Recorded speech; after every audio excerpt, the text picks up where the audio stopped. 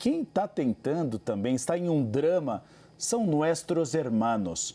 Porque os argentinos estão nas ruas, neste momento, protestando contra as medidas econômicas do presidente Javier Milei. A greve geral começou hoje ao meio-dia e vai até a meia-noite. A paralisação cancelou centenas de voos no país, afetando inclusive voos para o Brasil e da Argentina até o Brasil e vice-versa.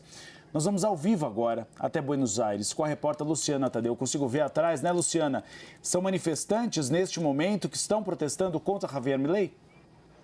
Isso, Uribe, eu estou a uma quadra da Praça do Congresso, que é o epicentro dessa concentração contra o governo, convocada pelas principais centrais sindicais do país. E olha, é a principal avenida que leva a essa praça e as pessoas não param de chegar. E quando a gente vê imagens aéreas dessa manifestação, a gente vê que os sindicalistas realmente conseguiram lotar essa praça. Tem muito mais gente do que, inclusive, na posse de Javier Milei, que pediu que as pessoas fossem apoiá-lo aí durante a cerimônia de posse. Muita gente, um protesto que acontece apenas 45 dias da posse de Javier Milei, que foi, inclusive, alvo de crítica do governo justamente por causa disso. Ontem, o porta-voz presidencial disse que é a primeira vez na história que um presidente enfrenta uma greve geral há tão pouco tempo de assumir. O governo também está falando que essa greve não tem justificativa, que tanto o mega decreto de lei quanto o decreto que são o alvo desse protesto dos sindicalistas, que promovem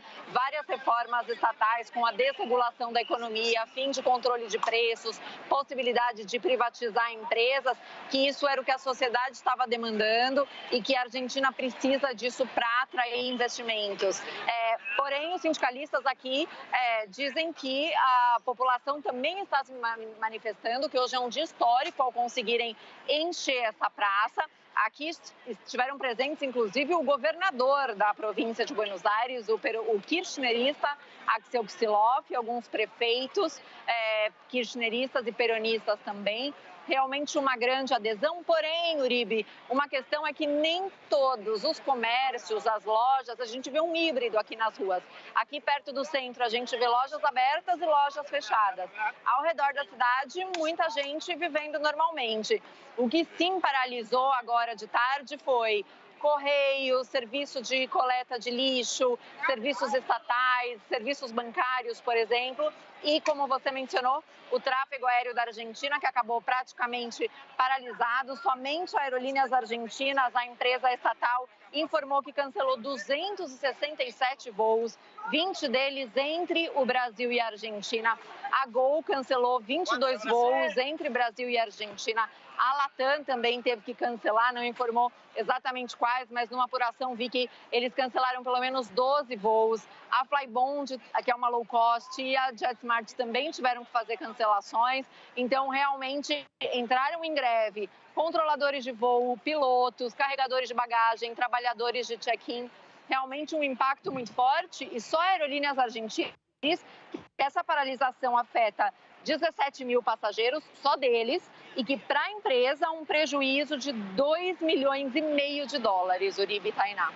Perfeito, eu vou pedir para encher a tela para a gente mostrar as imagens. Temos imagens ao vivo, gente, então, para o pessoal aqui no Brasil ter a dimensão dessa greve que já vem sendo anunciada há alguns dias. Edu me diz que são imagens recuperadas, mas de agora a pouquinho mesmo, a gente vai vendo, como a Luciana relatou, Uribe, o pessoal chegando ainda para participar dessa manifestação, uma manifestação que, a pedido de Javier Milei, né, havia ali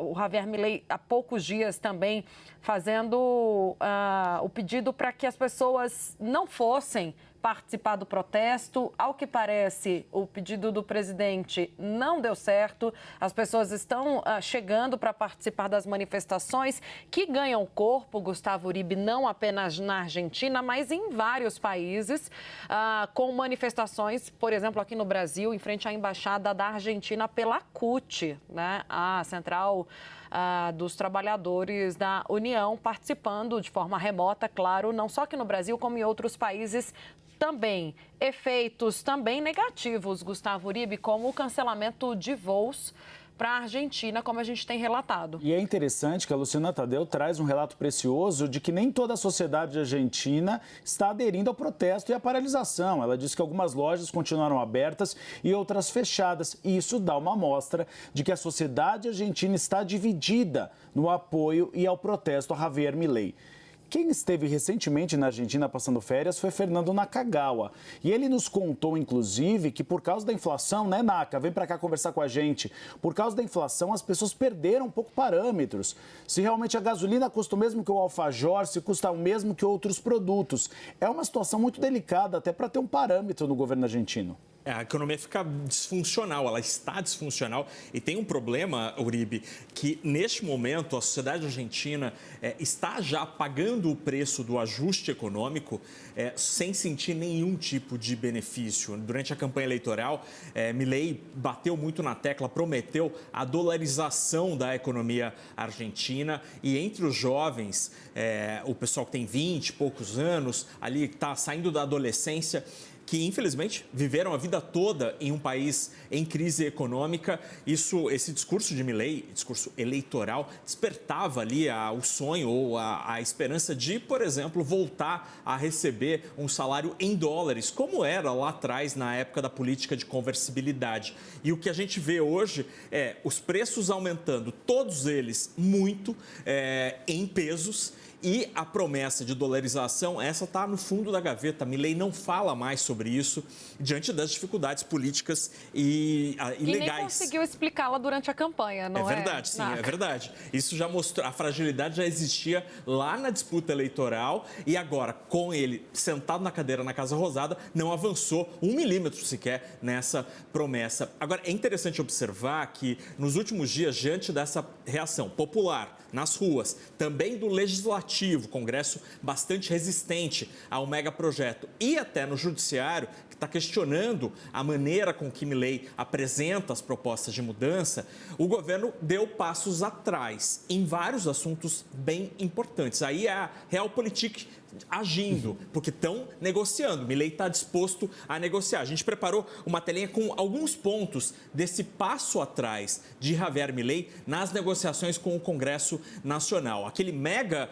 projeto de lei que tinha mais de 500 artigos, teve a retirada de 119 deles para tentar aumentar o potencial de aprovação do texto. Também houve uma redução no que ele chama de situação de emergência, onde o governo federal, o executivo, tinha poderes sobre algumas áreas. Então, por exemplo, a área social foi retirada dessa situação de emergência, o que protege benefícios e direitos sociais.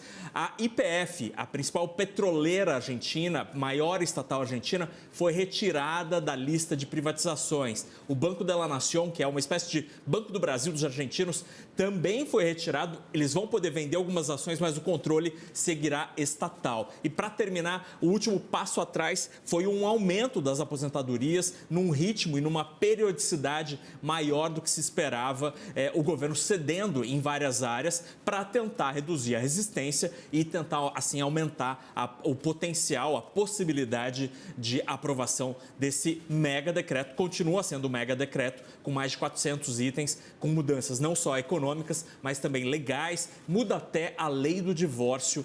Milei quer uma transformação radical da sociedade argentina, só que faltou combinar com os russos, já que há justiça. E o Congresso tem demonstrado muita resistência e hoje as ruas também demonstram alguma insatisfação com tudo isso. Só uma dúvida muito rápida. Qual seria a mudança? Dificultar o divórcio? É isso? Não, facilitar. Facilitar, permitir que muitas vezes você consegue fazer o divórcio direto pela internet sem precisar passar por trâmites legais mais demorados. Resolveria muito a crise conjugal. Pois é o que eu disse, o amor neste caso não venceu. Ai, gente, pragmatismo até na hora do divórcio.